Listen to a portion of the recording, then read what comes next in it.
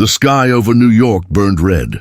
Flames consumed the towers that once stood proud against the horizon. Millions of voices had cried out in panic, but now the city was silent. The alien bombardment had ended. What remained was smoke, shattered steel, and a death toll that the world could not yet accept. 7 million lives were gone in a single strike.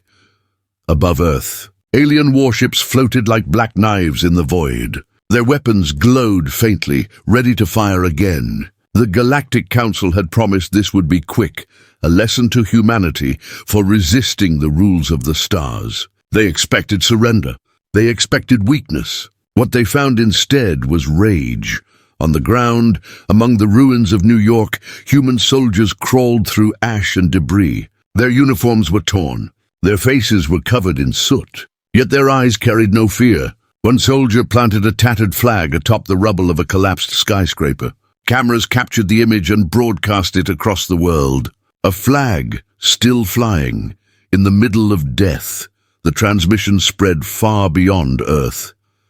Alien delegates inside the Grand Chamber of the Galactic Council stared at the footage in disbelief. Their scaled, feathered, and multi-eyed faces showed the same reaction. Shock. A reptilian elder hissed, "They should have begged for mercy. Why do they fight still?" Another alien with crystalline skin replied coldly, "Humans are a primitive species. This resistance is not strategy. It is madness," but deep down they were afraid. For the first time in 1,000 years, a young race had refused to bow. In low Earth orbit, hidden from alien sensors, a lone human warship powered up. Its hull was scarred from earlier battles, but its engines burned bright. Inside the command deck, Admiral Marcus Hale stood tall, his uniform dark with ash. His crew waited for orders. "They took New York," he said. His voice was steady, but the silence in the room carried the weight of millions of dead. "They believe we are broken. They believe Earth will fall in line. They are wrong. We will not kneel. We will rise," the crew saluted. Every face was grim. Every eye was filled with fury. The warship slipped into the shadows of Earth's night side, careful to avoid alien patrols. From space, the planet below looked beautiful, glowing with the lights of its cities. But half of those lights were gone now, drowned in fire. Far beneath the surface, inside bunkers carved into the moon's rock, something stirred. A secret project hidden for decades now came alive. The moon's dark side lit up as massive steel doors opened. From the hangars, giant battleships rolled out. Their hulls were black as midnight, built to be invisible against the void. Their names were painted in bold white letters: Titan, Vengeance, Yamato. Engines rumbled. Crew members rushed into place. Soldiers loaded weapons and stood ready. The secret fleet humanity had sworn never to use was awakening. On Earth, the broadcasts continued. Families wept. Children clung to parents. The names of the dead scrolled endlessly across every screen. Yet amid the sorrow, voices rose. Voices that demanded justice. No more cities burned. No more lives stolen, said the President of Earth, speaking to billions. We will fight. We will make the stars remember our fury. In the Galactic Council chamber, silence grew heavy.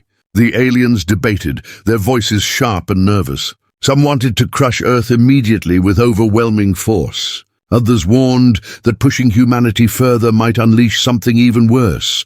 An elder with silver eyes finally whispered the words that many feared to say aloud. If they rise, the galaxy burns with them. Back on Earth, Admiral Hale stood at the viewport of his warship. He watched the smoke curl upward from the ruins of New York. He could still see the fires, even from orbit. His jaw clenched. 7 million dead, he muttered. That is 7 million reasons to fight. The ship's comm officer turned toward him. Sir, the moon fleet is ready. Orders? Hale's eyes narrowed. The weight of humanity's survival rested on his shoulders. Tell them to prepare for war.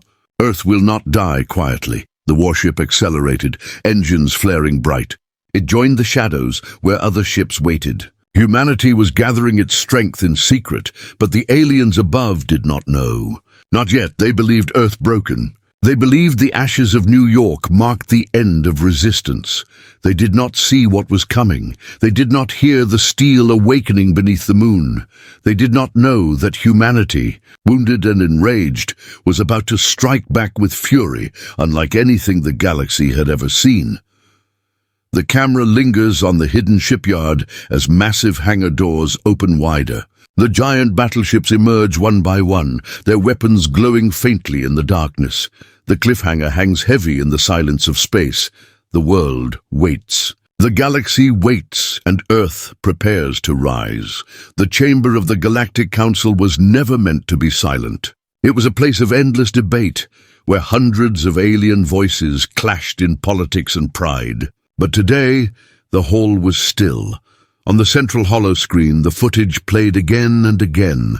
Human soldiers, battered and bloodied, standing in the ruins of New York, a tattered flag lifted high against the backdrop of smoke and fire.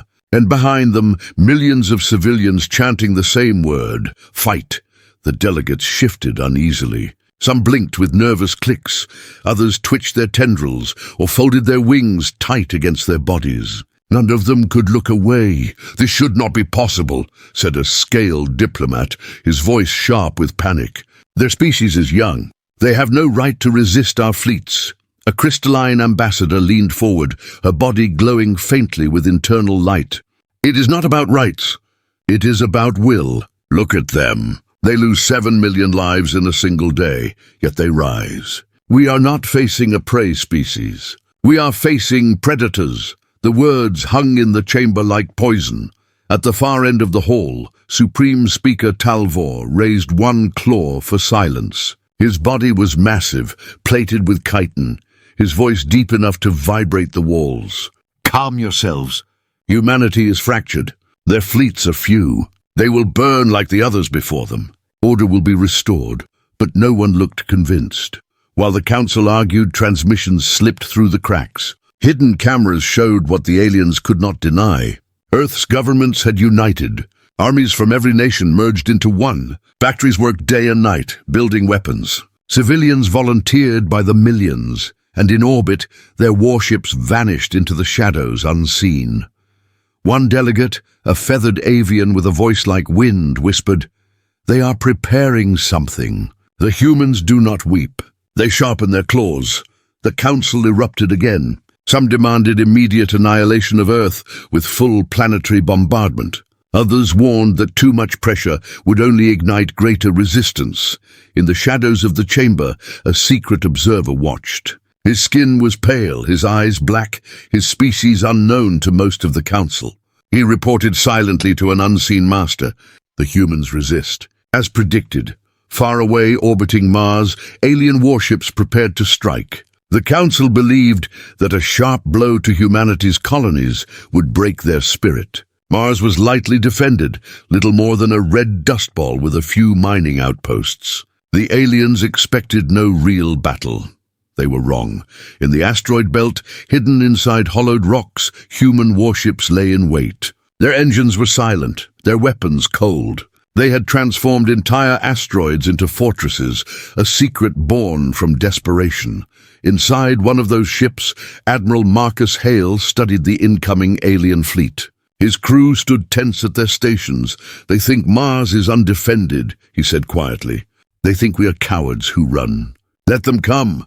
A young officer, her face pale with nerves, asked, "Sir, are we truly ready for this?" "Their numbers are greater." Hale's eyes narrowed. "Numbers do not win wars, will does. And humanity's will cannot be broken." He gave the order. "Hold fire until they are deep in the belt. Then we strike." The warships stayed dark. The asteroids floated silently. The alien fleet approached, unaware of the trap. On Earth, billions watched the broadcasts of alien threats and council speeches. Fear filled the air. Families prepared for the worst. Yet amid the fear, there was unity. For the first time in history, Earth spoke with one voice. The president appeared on every screen, her voice steady.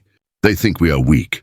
They think we are broken. They are wrong. Today we stand together. Today we fight as one people. Today humanity declares war." The speech reached the council chamber. Delegates shifted uneasily as the words echoed through the galaxy. A young species had declared war on the stars. Back in the council, an elder alien muttered in dread, "This is madness. If they rise, we all fall," but it was too late. The trap was already set. The asteroid belt waited in silence. The alien fleet moved closer. Human warships powered up quietly, weapons locking into place. Soldiers strapped themselves into battle armor.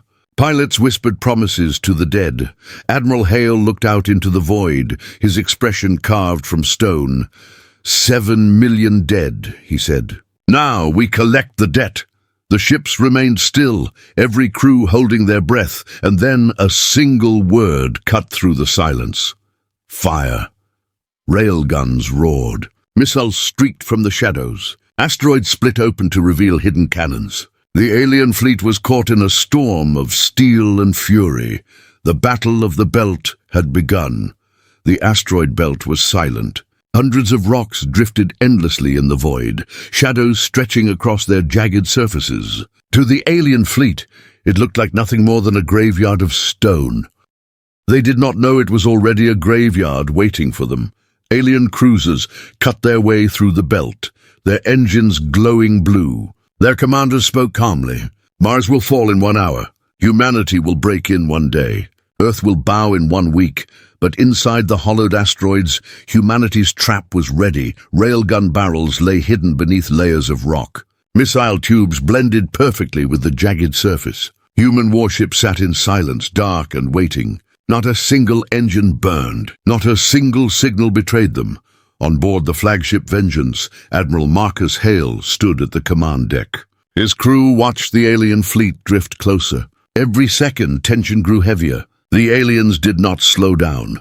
They did not scan deeply. They were arrogant. Hale's eyes narrowed. His voice was steady. Hold! Let them come deeper. The enemy entered the kill zone. A young officer's hands shook as she reported, "Sir, they are within range." Hale's jaw tightened. His words were sharp as steel. Fire! The void erupted, asteroids cracked open like eggshells. Hidden cannons roared to life, unleashing kinetic slugs the size of buses. Railguns fired with blinding flashes, tearing through alien shields. Missiles burst from the shadows, streaking toward unsuspecting targets. The first alien cruiser was split in half before it even raised defenses. The second was ripped apart by a swarm of missiles. Panic spread instantly across the alien formation. Ambush! Ambush! Their commanders shouted in terror. But it was too late. The asteroid belt lit up like a battlefield of suns. Human warships powered their engines, emerging from the shadows. Black hulls gleamed in the light of explosions. Their names glowed white against the void. Titan, Vengeance, Yamato, the humans charged. On Earth, billions watched the live feed. Cameras mounted on human ships broadcast the battle in real time. People held their breath as alien vessels burned. Cheers erupted as the first enemy dreadnought exploded, its fireball stretching across the stars. But victory came at a cost. Inside the ironclad, a human destroyer, alarms screamed. An alien plasma lance struck its side, melting through armor. Half the crew was gone in seconds. Yet the ship kept firing, railguns blazing until its core detonated. Every death fed the fire in human hearts. Admiral Hale gripped the command chair. Do not stop. Do not fall back. Every shot is for New York. Every shot is for the dead. The fleet pushed harder. Human soldiers in boarding craft launched toward crippled alien ships. Grappling claws latched onto hulls. Airlocks were cut open with torches. Marines stormed inside with rifles blazing. For the first time, aliens faced humanity face to face in close combat. They expected fear. Instead, they met fury. Inside one alien cruiser, soldiers with shimmering armor fought desperately. Human Marines moved through the corridors like predators, their weapons brutal and efficient. The alien commander screamed in disbelief as he was dragged from his throne room. Staring at the scars and fury in human eyes, "They fight like demons," he gasped, before a rifle butt silenced him. News of the ambush spread across the galaxy within hours. Neutral worlds trembled. For centuries, the Galactic Council had believed their fleets untouchable. Now the impossible had happened. A young species, barely spacefaring, had shattered an armada in open battle. In the council chamber, chaos erupted. Delegates shouted, some in fear, some in rage. If they can do this, they can do more. We must crush them now. But others whispered darker words. If they can bleed us, they can defeat us. The war had changed. Humanity was no longer prey. They were hunters. Yet amid the triumph, danger still grew. Far beyond the belt, the alien commander of the invasion fleet sent one final signal. His voice trembled as he gave the order. Deploy the weapon. Target Earth.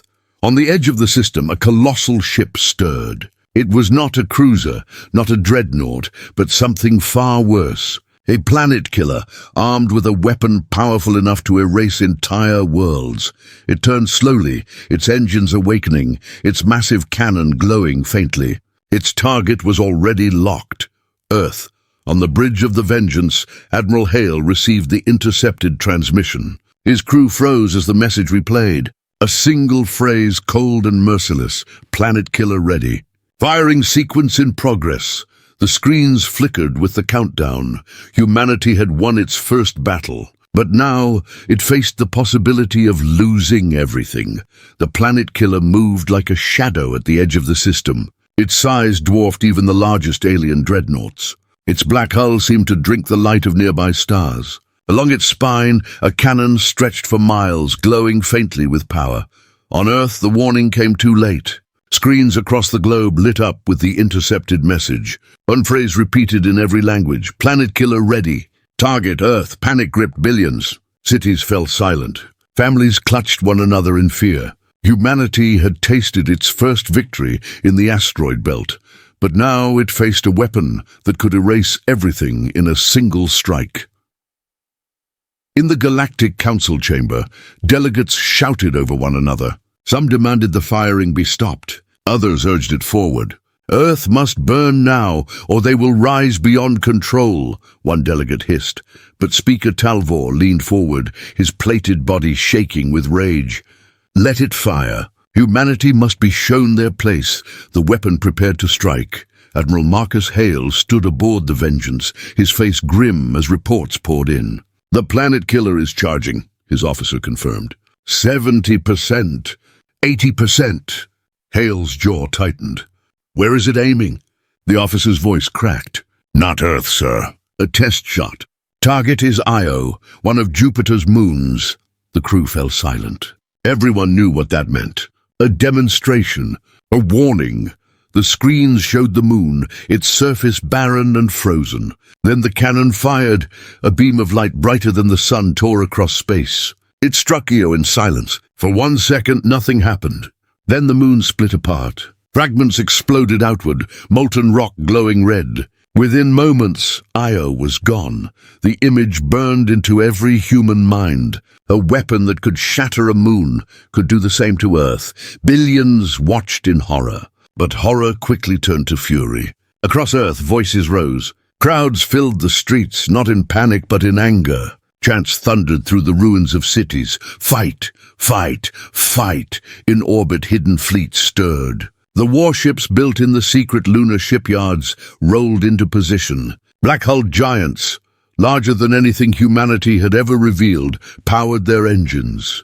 Their names glowed like oaths: Titan, Yamato, Vengeance, Retribution. Admiral Hale opened a channel to every ship, every soldier, every citizen. His voice carried across Earth and into orbit. They think we will surrender. They think we will beg for mercy. But we are humanity. We do not kneel. We do not bow. 7 million dead demand justice, and we will deliver it. The fleets responded as one. Crews roared inside their ships. Soldiers slammed their fists against armor. Civilians watching the broadcast cheered and wept. The galaxy was watching. And for the first time in history, it saw Earth united. In the council chamber, silence fell again. Delegates stared at the human broadcast. The sight of titanic warships leaving the shadows chilled them. Humanity had been underestimated. This cannot be, whispered a crystalline ambassador. They are not supposed to rise this quickly. Their technology is decades behind ours. Yet, look, an avian delegate spread its wings in alarm. If they launch now, they may strike the planet killer. Speaker Talvor slammed a clawed hand onto the table. Then we send reinforcements. Crush them before they strike. But already, human fleets were moving. From the moon's dark side, warships formed into lines. Fighters streaked ahead like swarms of hornets. Massive cannons glowed as they charged. Earth itself seemed to tremble with their fury. Billions stood outside, in their ruined cities, watching the sky. They saw streaks of light as ships rose into orbit. Some wept, some saluted. All understood the moment. Humanity was no longer hiding. Inside the Vengeance, Admiral Hale gave the order. All fleets engage Formation Omega. We defend Earth with everything we have. No retreat. No surrender. Engines roared. Steel awakened. Humanity's fury took shape among the stars. But in the distance, the planet killer stirred again. Its cannon glowed brighter, preparing another shot. This time, the target was not a moon. The target was Earth. The countdown began. Target lock Earth. Firing sequence in progress. 60 seconds. Hale's crew scrambled. Commands flew across every console. Sir, if it fires, Earth is gone. The Admiral's voice cut through the chaos. Then we stop it before it fires. The fleet surged forward, engines burning white-hot. Giant warships roared into battle. Fighters streamed ahead, diving straight toward the colossal weapon. Humanity charged not with fear, but with fury.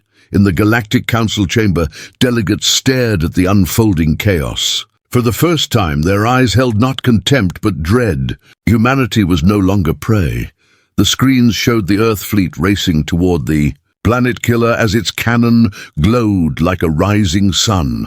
30 seconds to fire. The voice echoed across every ship. Soldiers strapped themselves in. Pilots whispered prayers. Families on Earth watched with held breath. Admiral Hale clenched his fists. His voice was calm, but every word carried the weight of billions. Humanity does not run. Humanity does not hide. We fight. The planet killer's cannon reached full charge. The glow became blinding, and then the screen cut to black. The planet killer's cannon never fired. Humanity's fleet had struck with everything it had, forcing the monstrous weapon into retreat. Earth survived, but only barely. Across the planet, cheers had shaken the ruins of cities. For the first time since New York burned, people felt hope. But Admiral Marcus Hale knew survival was not enough. Defense alone would not win the war. Humanity had to strike back. That strike would come at Kepler Prime. The alien homeworld glittered like a jewel in the void. Massive cities stretched across its continents, powered by towers of crystal and steel. Fleets ringed the skies. To the Galactic Council, it was untouchable. To humanity, it was a target. The hook was simple. Show the galaxy that Earth was no victim. Show every world that humans could bring war to alien soil. From orbit, the silence before the storm was absolute. Dozens of human warships floated in formation, their engines dark to avoid detection. Inside the Vengeance, Hale studied the planet below. They slaughtered 7 million of ours, he said quietly. Tonight we show them what that means. A young officer swallowed hard. Sir, once we begin, there is no turning back. The Council will never forgive this. Hale's eyes were cold. Good, let them hate us. Fear is the only language they understand. The order was given. Launch the drops. The first wave streaked across the void. Dozens of drop pods, black and needle-shaped, tore through Kepler's skies. To the civilians below, they looked like falling stars. Panic spread instantly. Sirens wailed across the cities. Alien soldiers rushed into position, their plasma rifles glowing, their armored vehicles rolling into the streets. They expected a weak landing, an easy slaughter. Instead, steel crashed down from the heavens. The first pods hit like meteors. Doors exploded outward. Human soldiers poured into the streets. Their armor was scarred, their faces grim, their weapons brutal. They advanced with relentless fury. "Clear the sector," shouted a Marine sergeant. His squad stormed through alleys, rifles barking. Alien defenders fell one by one, stunned at the speed and violence of the attack. Inside one shattered plaza, a human soldier raised the same tattered flag that had once flown in New York. The image was captured by combat drones and transmitted live. Billions across the galaxy watched as Earth's colors flew not in defense, but in conquest. The Galactic Council chamber erupted. Delegates screamed in panic. Some demanded the fleet's return at once. Others whispered in awe. "They are taking the war to us," said a feathered delegate in shock. "No one has dared strike a council world in 1,000 years. The broadcast cut to soldiers storming government buildings. Smoke filled the air. Human marines fought room by room, clearing alien defenders with ruthless precision. Captured officers were dragged into the open. One alien commander, his crystalline armor cracked, stared up at his captors. His voice shook as he whispered, "We thought you were weak." A marine leveled his rifle at him. "We are human," he said. And then the screen cut away. In orbit, the battle raged just as fiercely. Alien defense fleets scrambled to intercept. Human warships surged forward, cannons blazing. Railgun rounds tore through shield after shield. Fighters darted through the chaos, launching missiles into engines and reactors. The sky above Kepler Prime burned. But the cost was steep. The destroyer Iron Will took 3 direct hits and disintegrated, its wreckage falling into the planet's atmosphere. Dropships full of soldiers were shot down before they reached the surface. Thousands of human lives were lost within the first hour. Still, the invasion pressed forward. Hale's voice cut through the fleet. "Every life we lose today buys freedom for tomorrow. Do not stop, do not falter. Humanity will not retreat." The Council watched in terror. This was no longer a punitive war. It was escalation. The humans had crossed the line, and now the galaxy itself trembled. But amid the chaos, a greater danger stirred. Deep beneath Kepler Prime's capital city, human soldiers discovered a chamber unlike any other. Strange symbols glowed across black walls. Rows of bodies, alien and ancient, were sealed in crystalline tombs. The air pulsed with a presence that felt alive. A sergeant raised his comm unit. "Command, we found something. This isn't theirs. This is older." Static filled the line. Then a single chilling phrase came through, whispered in a voice that was not human. "They awaken." The transmission cut. In orbit, Admiral Hale froze as the report reached him. "Awaken what?" he demanded. The answer came seconds later. Across the battlefield, alien ships abruptly stopped firing. Their crews screamed as something spread through their systems, seizing control. Their eyes turned black. Their voices spoke in unison. Humanity must not rise. The battlefield shifted in an instant. Humanity had not just struck at the Council. They had pulled back the veil on something far older, something that had been hidden beneath the galaxy's surface for millennia. Admiral Hale's jaw tightened as the realization sank in. "We thought this was a war for survival. But it is more, much more." On the surface, human marines watched in horror as alien defenders twisted, their bodies reshaped by something inside them. Parasites burst from flesh. Soldiers screamed as they transformed into something monstrous. The true enemy had revealed itself. The invasion of Kepler Prime had become the opening of a darker war. The ruins of Kepler Prime still burned. Human marines stood among shattered streets, weapons ready, but the victory tasted bitter.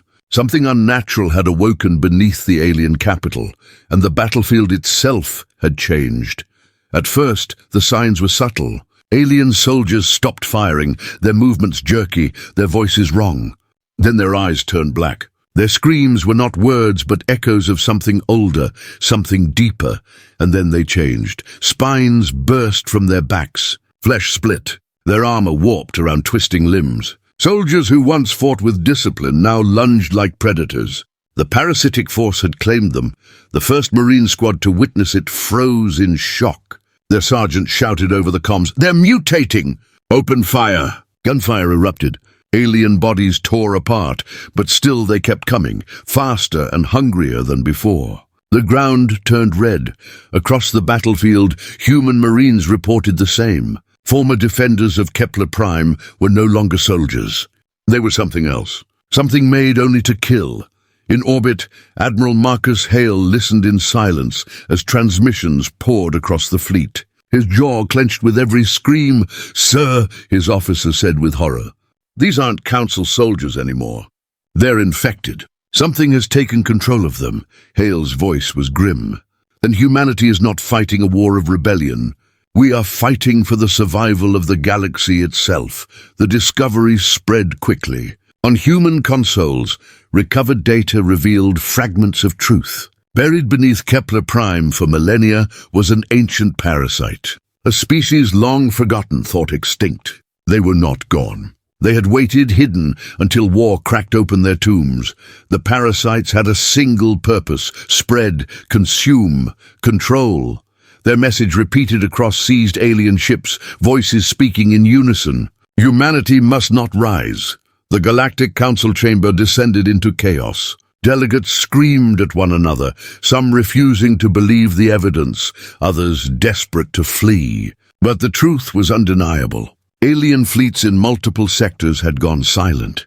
Ships and worlds were being consumed. This is not humanity's war anymore, whispered a feathered delegate. This is extinction. Yet amid the fear, others turned their eyes on Earth. It was the humans who awoke them. It was humanity who brought this curse upon us. They must be destroyed before the infection spreads further. On Kepler Prime's surface, human soldiers fought street by street. Every corner brought new horrors. Parasitic creatures swarmed over walls. Former civilians attacked with claws and teeth. The Marines responded with ruthless precision, their rifles tearing through the hordes. One Marine commander spoke into his helmet camera, broadcasting live across Earth. His armor was cracked, his face streaked with blood. "They call us demons," he said. "Maybe we are, but we're the only demons standing between this galaxy and hell." The transmission spread across the stars.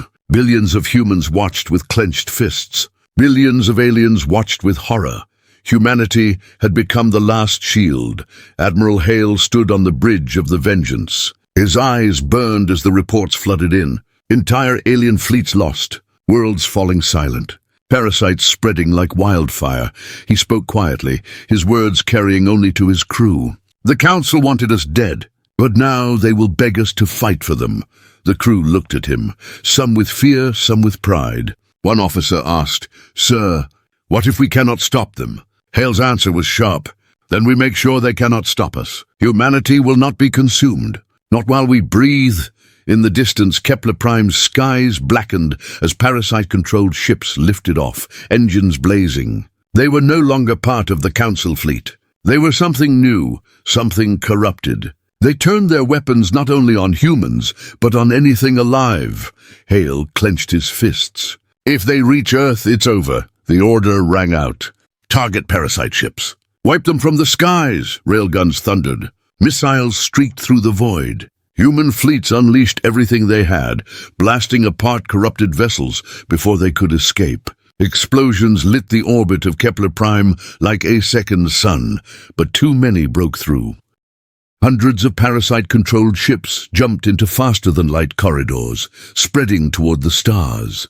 The galaxy shuddered. In the Council chamber, the truth struck like a hammer. Humanity had not started the war. The parasites had. Humanity was the first to face them, and the only ones who had survived so far. But the Council's fear turned to desperation. A crystalline ambassador slammed her fists onto the table. "If humanity rises, the parasites rise with them. Better to destroy Earth now than risk all." The chamber erupted. Some demanded alliance with humans. Others demanded Earth's annihilation. The Council fractured as fear consumed them. Meanwhile, aboard the Vengeance, Admiral Hale stared at the void.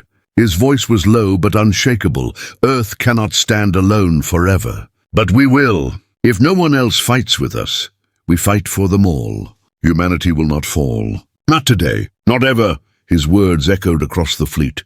Soldiers saluted. Civilians on Earth raised their voices. Humanity did not bend. Humanity did not bow, but far away, deep in the dark between the stars, the parasites stirred. A message pulsed across the galaxy. Ancient and merciless, deploy the Harvester fleet. Humanity must be erased. The stars themselves seemed to shudder as something vast began to move. The galaxy had changed in a single night. Kepler Prime, once the jewel of the Council, was now a graveyard. Its cities burned. Its fleets lay shattered. And from its ruins, the parasites had spread like wildfire. Entire systems went silent. Fleets disappeared. Colonies turned black. The Harvester fleet was awake, but amid the chaos, one truth rang louder than all others. Humanity stood unbroken. On Earth, billions watched as Admiral Marcus Hale's broadcast reached every screen. His face was pale with exhaustion, his uniform scorched from battle, but his voice carried fire. "The Council will not save you," he declared. "Their fleets are broken, their leaders bicker in fear, but humanity will fight. We have faced extinction before. We did not die then, and we will not die now. If the galaxy will not stand with us, then we will stand for them." The words echoed far beyond Earth. On alien worlds, ordinary citizens, farmers, traders, soldiers saw the humans not as monsters, but as the only ones willing to face the darkness. In the council chamber, the divide grew sharper. Some shouted for alliance, others for humanity's extermination. But while they argued, Hale acted, the fleet gathered. Warships scarred from Kepler Prime were repaired. Factories on Earth roared with new life, forging railguns, missile batteries, and plasma lances at a pace never seen before. Giant shipyards floated above Earth, constructing new dreadnoughts with one purpose: survival.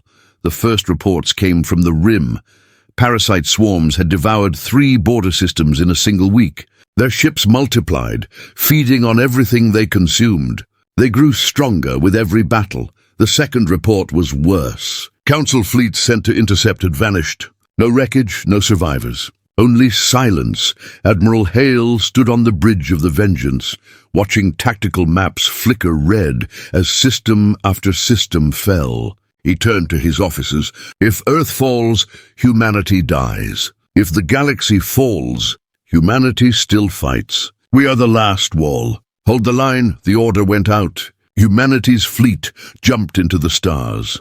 The first clash came above the mining world of Rigel 7. Parasite ships descended like a storm, black and jagged, their hulls shifting as if alive. They were not built. They had grown. Human ships roared into formation. Cannons fired, railguns thundered, missiles streaked through the void. Parasite hulls shattered, but instead of debris, black tendrils spread, lashing onto human vessels. Marines fought deck by deck as parasites breached hulls, crawling into corridors, twisting bodies into new soldiers. The Iron Valor, a heavy cruiser, was overrun. Its captain ordered self-destruct, detonating the ship's reactor in a final blaze of defiance. The explosion tore a hole through the swarm, buying the fleet precious minutes. Admiral Hale gave no retreat. "Hold this world or die trying," he ordered. For 12 hours the humans fought. Every ship burned, every marine bled. When dawn rose over Rigel 7, the parasites were gone. Humanity had won, barely. The victory echoed across the stars. Aliens who once spat at Earth now whispered in awe.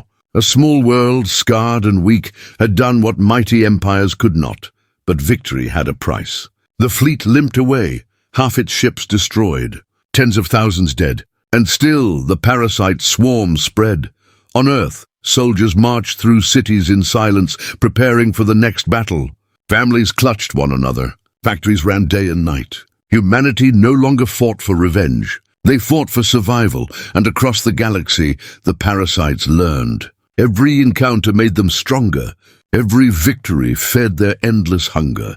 Inside the council chamber, the debate turned to screams. One ambassador shouted, "If the humans lead, the galaxy may yet live." Another shrieked back, "If they lead, we are no better than slaves to savages." The chamber fell silent as a new voice spoke, not an ambassador, but an intercepted parasite transmission.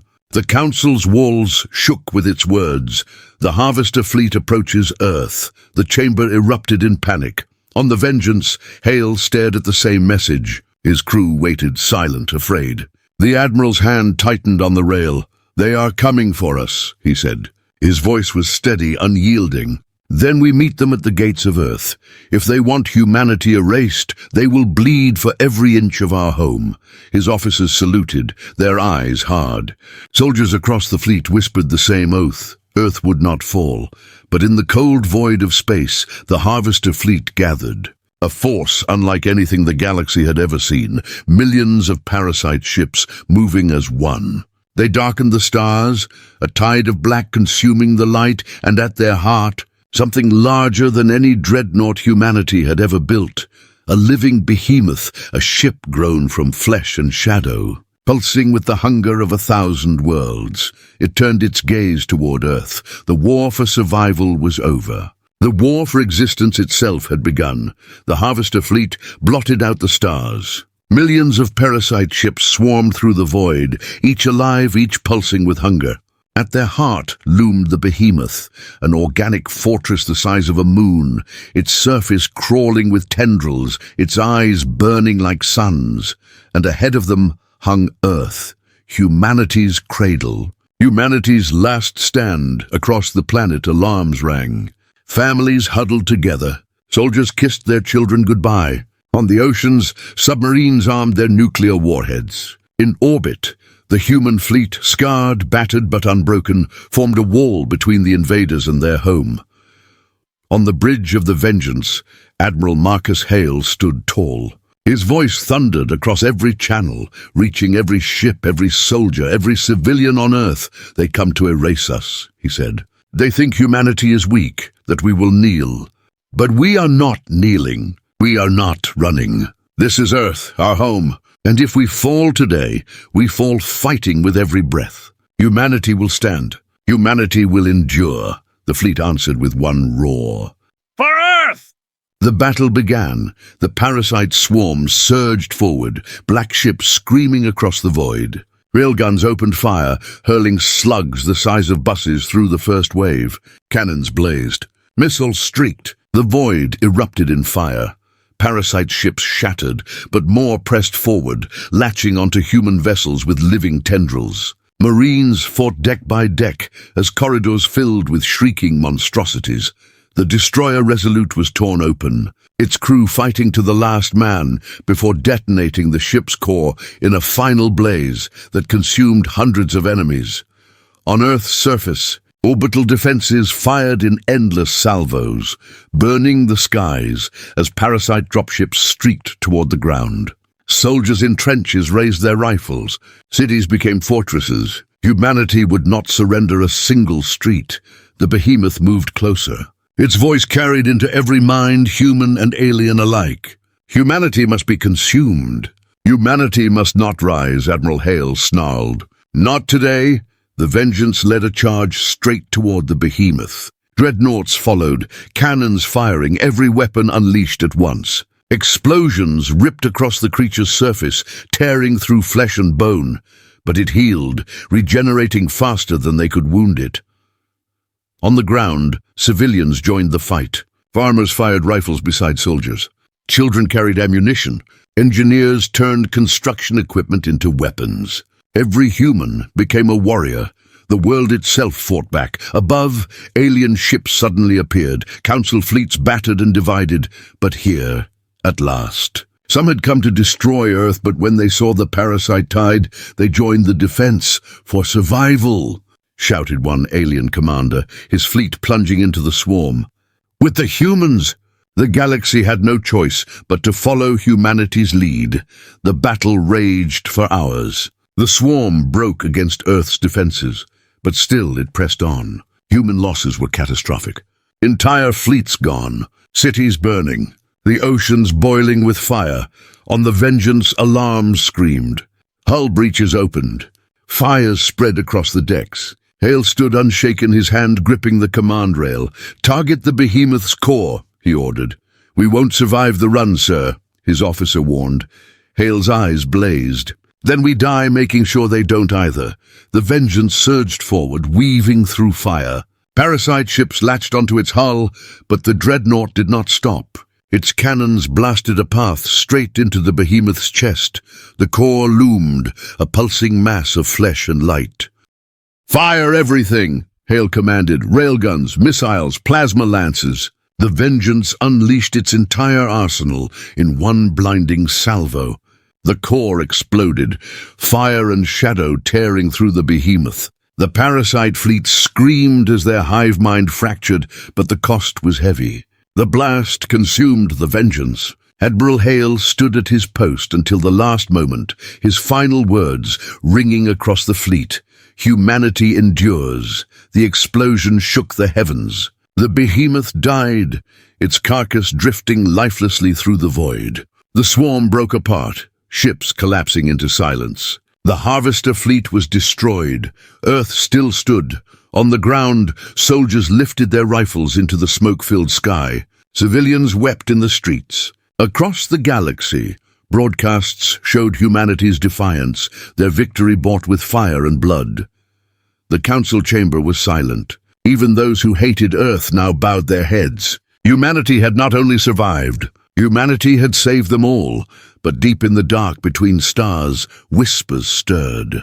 The parasites were not gone. The Harvester fleet was only one arm of a far greater force, and the galaxy knew one truth. If humanity had risen once, they would rise again, because humanity did not kneel. Humanity did not break. Humanity endured.